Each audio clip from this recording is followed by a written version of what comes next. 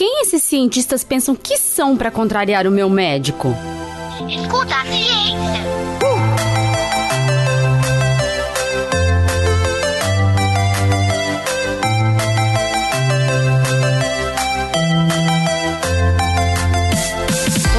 Eu sou a professora Letícia Sarturi, sou mestre em imunologia e doutora em biociências e fisiopatologia. Nesse episódio vamos falar sobre a formação de um cientista, sobre o quanto ele estuda e sobre o porquê você deve sim acreditar nas informações científicas analisadas pelos cientistas.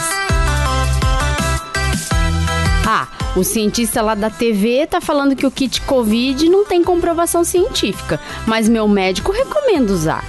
Se não tem medicamento para tratar a doença, é melhor usar esse, mesmo que essa cientista aí tá dizendo para não tomar. Afinal, se tem médico recomendando, é porque não faz mal. Quando eu tenho dúvidas sobre Covid, eu prefiro procurar meu médico ou assistir um vídeo da minha blogueirinha preferida do que ficar ouvindo podcast de cientista maluco. Escuta a ciência. Certeza que você já conviveu com gente que não confia nos cientistas. Sempre tem alguém que pensa que o cientista é uma pessoa maluca, que está apartada da sociedade. E realmente, por muito tempo, os cientistas estiveram muito enclausurados dentro dos centros de pesquisa, das universidades, e esqueceram de interagir com o povo de fora desses locais. Logicamente, esse distanciamento fez com que a maioria das pessoas não conheça de verdade o trabalho dos cientistas. E também fez com que os cientistas ficassem em descrédito com grande parcela da população. Em uma pesquisa a respeito da percepção dos brasileiros e brasileiras sobre ciência e tecnologia, feita em 2019 pelo Ministério de Ciência, Tecnologia, Inovações e Comunicações, os cientistas não apareceram entre as fontes mais confiáveis de informação. Apenas 12% das pessoas consultadas listaram os acadêmicos desta maneira, enquanto 15% indicaram líderes religiosos, 26% médicos e outros 26% jornalistas. Mas por que, para os brasileiros e brasileiras, os cientistas não são vistos como uma fonte de informação confiável? Onde foi que erramos?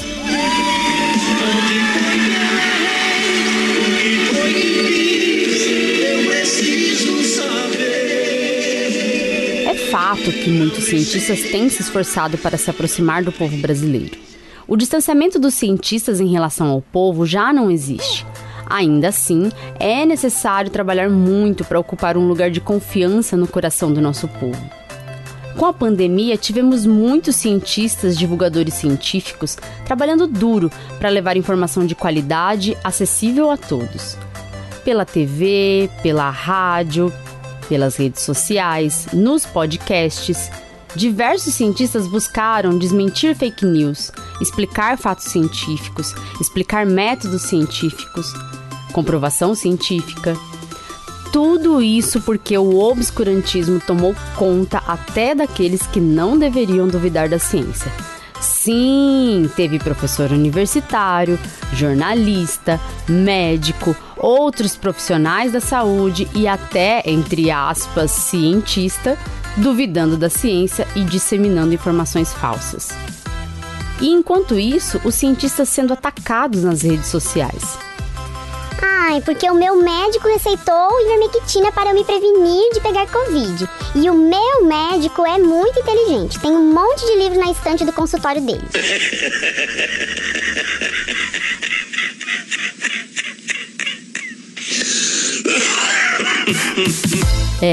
O estrago foi grande. Mas isso se deve principalmente ao fato de que muita gente não sabe quem são os cientistas, o que é ciência, qual a formação que o cientista tem. Por isso, o primeiro passo para confiar nos cientistas é entender sua formação e o que um cientista faz. Então vou explicar isso bem certinho para você entender. Escuta a ciência. Primeiramente, qualquer pessoa pode ser cientista desde que esteja disposto a fazer ciência. É claro que para fazer ciência é necessária uma formação. Afinal, como você vai fazer ciência se você não entende nada sobre ciência? Então, vamos falar primeiro sobre a formação dos cientistas. A educação não formal de um cientista já pode se iniciar muito cedo, quando há uma manifestação de vontade de conhecer o método científico e de entender sobre as descobertas da ciência. Então, quando uma pessoa é criança, ela já pode ir estudando ciência. Cabe aos pais, professores e tutores ir despertando a curiosidade sobre o mundo e procurando envolver a criança dentro do conhecimento científico que está por trás das coisas. Estímulos são muito importantes e talvez aí na sua casa já tenha um futuro cientista. Estimular as crianças com livros que falem de ciência na linguagem delas, com desenhos animados que trazem informações científicas, fazer passeios a museus de ciência. Você é pequenininho, quando eu vi esse dinossauro tão grande, o que achou? Cachorro? Que cachorro que é? Não sou cachorro, não. Mas não é só de vontade que se faz um cientista. A educação formal é requisito para que alguém se denomine cientista. E é aí que está a essência de um cientista. Para ser um cientista, é preciso estudar muito. E muita gente não quer estudar. Ter sabedoria? Para eu estudar. Para eu estudar, não. Estudar sim. Estudar não, porque nós não queremos estudar. Estudar sim. Por causa que nós não queremos estudar. Então vamos de novo. Papai do céu. Papai do céu. Abençoa meus livros. A formação de um cientista inclui desde o início um curso de graduação. É claro que no ensino médio, um jovem já pode se engajar em atividades que introduzem ele na ciência. Mas a graduação, o ensino superior, é muito importante para a formação científica. Na graduação, o estudante pode iniciar sua carreira científica participando dos programas de iniciação científica. Essa iniciação científica é uma espécie de estágio dentro de grupos de pesquisa, dentro de laboratórios, em que o estudante de graduação poderá ter contato com cientistas, ajudar nos experimentos, nas pesquisas, entender melhor sobre o método científico. A partir da iniciação científica, muitos jovens se sentem estimulados a seguirem sua carreira científica, que começou a ser trilhada. Muitos decidem fazer um mestrado para consolidar os conhecimentos sobre ciência e para poder colaborar com a ciência, oferecendo seu trabalho, seu saber a favor da ciência.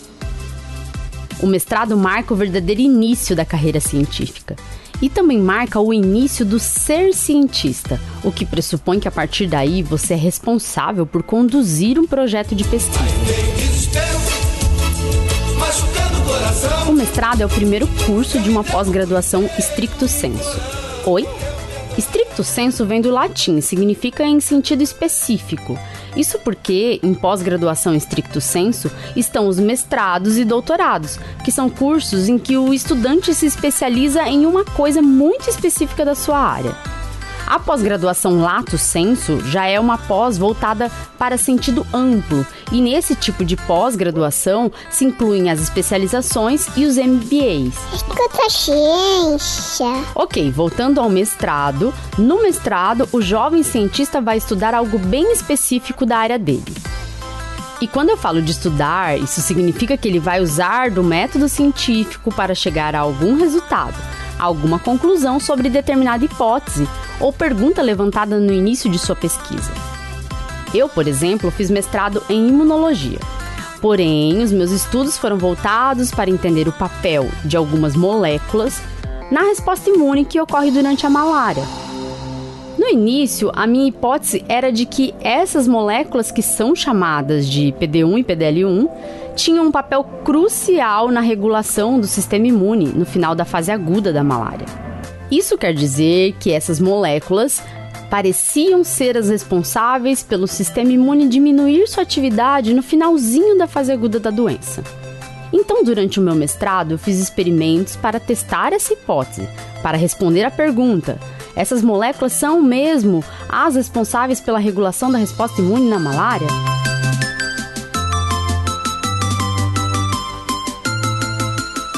O mestrado dura 2 anos e esses 2 anos foram de muito estudo e trabalho para executar os experimentos, analisar os resultados e chegar a uma conclusão a respeito disso. A partir dos resultados é escrito um trabalho científico, a dissertação. O trabalho escrito tem que ser defendido diante de uma banca composta por cientistas doutores que irão avaliar se a pesquisa conduzida pelo mestrando foi suficiente para ele receber o título de mestre. Aprovado na defesa, temos um mestre. E esse mestre pode escrever um artigo científico a partir dos resultados obtidos durante o mestrado. Sendo mestre, você já pode trabalhar como cientista em alguns institutos de pesquisa. Mas ser mestre é só a conclusão da primeira etapa da formação completa de um cientista. Mestre! Uau! Uma grande dúvida, mestre. Eu estive no Egito ano passado e vi um homem fazer sua cobra se levantar. A cobra foi subindo, enquanto ele tocava uma flauta. Será que é consigo mesmo, mestre? Alberto, na nossa idade só flauta não dá, Alberto. Na nossa idade, a cobra só levanta ouvindo a Orquestra Filarmônica de Berlim. Que profundidade! Depois vem o doutorado, que é uma pós-graduação stricto sensu também, que pode durar até 4 anos. No doutorado, o cientista já tem mais autonomia, mais maturidade científica, e por isso o projeto de pesquisa a ser conduzido deve ser mais complexo e incluir mais etapas que o projeto do mestrado. Assim, o doutorando vai estudar muito, realizar experimentos, análises, durante os 4 anos, para que, assim, ele chegue a uma conclusão sobre sua pesquisa. Ao final, ele escreve a tese de doutorado e tem a defesa também, porém com uma banca composta por um número maior de avaliadores. Foi aprovado? É doutor. Com o doutorado, você vai conseguir dominar o mundo? Não! Essa coisa, Pink, temos que nos preparar para amanhã à noite. O que vamos fazer amanhã à noite, cérebro? Assistir mais desse rádio com imagem? Não, Pink. A mesma coisa que fazemos todas as noites. Tentar conquistar o mundo. Com o doutorado, você se especializou mais ainda no método científico e se especializou mais ainda em um tema específico. Ou seja, você aprendeu e entende muito de ciência e entende tudo sobre o trabalho científico que você produziu. Pronto, você tem uma formação de cientista. E ainda é possível escrever e publicar artigos científicos a partir da sua tese de doutorado. Mais um passo na carreira científica, e não é o fim. Tendo uma formação de cientista, você pode atuar como cientista em centros de pesquisa, você pode atuar como professor universitário, você pode oferecer consultorias na sua área e você pode fazer um pós-doutorado. Ciência. O pós-doutorado é uma espécie de primeiro emprego como cientista recém-formado. Você vai conduzir pesquisas, estudos e deve publicar artigos para enriquecer a sua carreira, o seu currículo. Mas o pós-doutorado não é um título, não é um curso de pós-graduação. Então o cientista estuda tudo isso para ser quem é? Sim, muitas vezes o cientista nem tem tempo de divulgar a produção científica, que é realizada dentro dos centros de pesquisa, universidades, e por isso ele acaba se distanciando do povo. Aí entram os pseudocientistas mais próximos do povo, que distorcem a ciência e disseminam informações falsas por aí. Veja, a Pepsi Cola está usando células de fetos abortados, né, como adoçante nos refrigerantes. De alguém denunciou isso e o negócio foi para o governo, foi para a agência respectiva do governo, que eu não lembro o nome da agência, e a agência disse que tudo bem, que isso é um procedimento comercial normal. Por não conhecer muito do método científico, da formação de um cientista, muita gente prefere acreditar em quem diz saber de ciência mais do que os cientistas. Não desmerecendo nenhuma profissão, mas para você ser cientista não basta querer, tem que fazer muito, tem que estudar muito. E esse preço tem pouca gente disposta a pagar. Escuta a ciência! Esse tempo de pandemia escancarou o obscurantismo. Vimos profissões como a medicina não caminharem lado a lado com a ciência. E isso é inadmissível. A ciência é quem guia a medicina. Por isso, jamais deve ser esquecida na formação de um médico. Ver médicos receitando medicamentos sem comprovação científica é desesperador. E não para por aí. Temos não só médicos, mas jornalistas, políticos, líderes religiosos, tentando colocar a ciência em descrédito, inventando informações falsas e alimentando o negacionismo. E depois um comprometimento do pulmão que passou de 4% para 80%, né,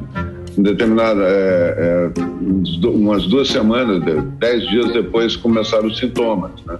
E aí eu tive que ter um apoio com oxigênio, não fui entubado nem nada, mas tive que ter um apoio com oxigênio de alto fluxo.